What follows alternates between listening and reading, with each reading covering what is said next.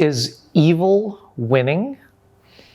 It feels strange even posing this question as if I were discussing a superhero movie. But as strange as it does sound, I think this applies very much to real life. And it's important to answer this question because I think the answer is yes. Yes, evil is winning. When I've listened to debates about religion and politics, many of those battles between those big isms, theism, atheism, socialism, capitalism, I hear an undercurrent that never seems to be acknowledged, but it's definitely there. Most debates launch quickly into their pointed differences, and the skill and ability of the speakers or debaters will take over. And I often find myself wondering as I'm listening, what happens when someone wins this debate? Is there some problem solved, some decision made, some movement forward for all of us? Or is the outcome simply to sway those in the middle or tentative defectors from each side? I have yet to see a debate at any level over these terms that result in a dramatic change in opinion or stance. And then I can't help but reflect on that unacknowledged undercurrent. To me, at the surface, it seems that each argument is formed to support the correctness of a thing.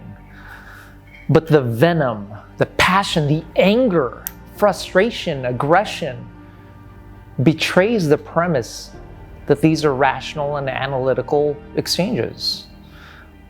The truth that makes itself known here is that for either side, this is an act of war. That either side believes there's an evil to be defeated, and that evil is their opponent. That evil, the threat to something they love and hold dear, warrants the aggression required to defeat it. And yet, in the shadows, true evil laughs. Evil in many traditions has the name of deceiver.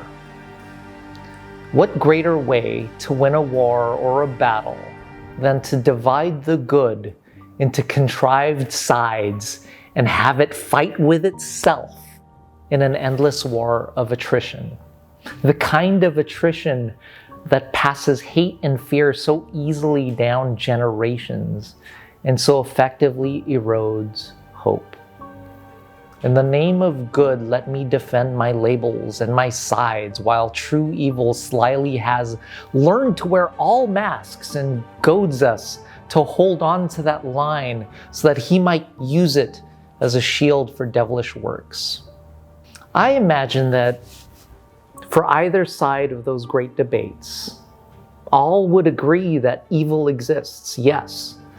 And some might even be brought to admit that the spearhead of a given position is sharpened to defeat what we believe to be that specific evil. But no one questions how we recognize it. It's easier to take the broad labels at face value here, isn't it? Especially when we're tired and overwhelmed. But you can't hit a target you can't see. And you can't see targets where you aren't looking. And if it's true evil that we want to defeat, it's one thing to try and defeat an enemy outside, but who's responsible for the enemy within?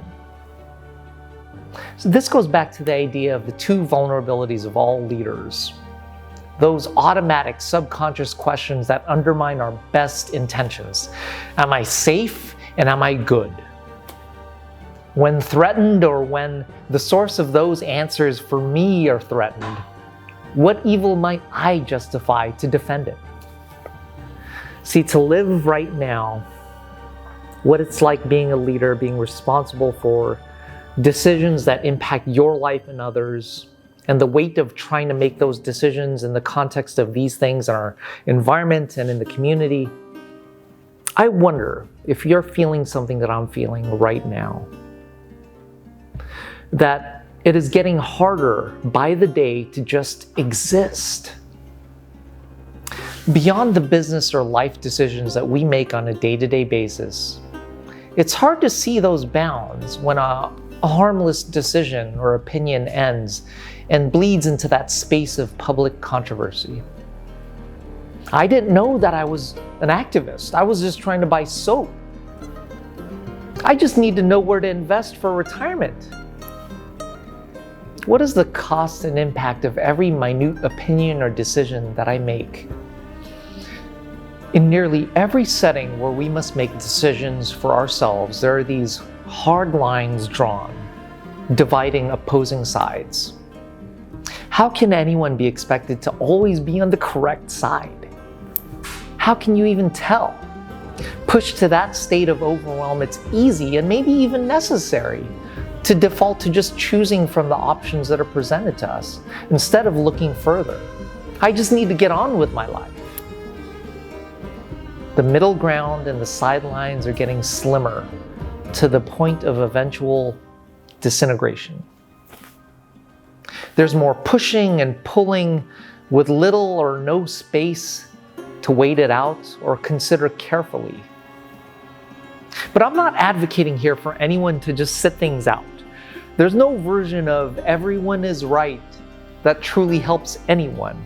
We have to be able to stand for truth and a moral standard and be willing to be completely wrong.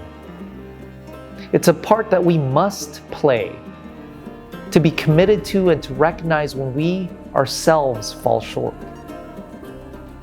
But do I need to be an activist? Can't I just live and live a good life and provide for those I love? Perhaps that's one of the most powerful things that you can do.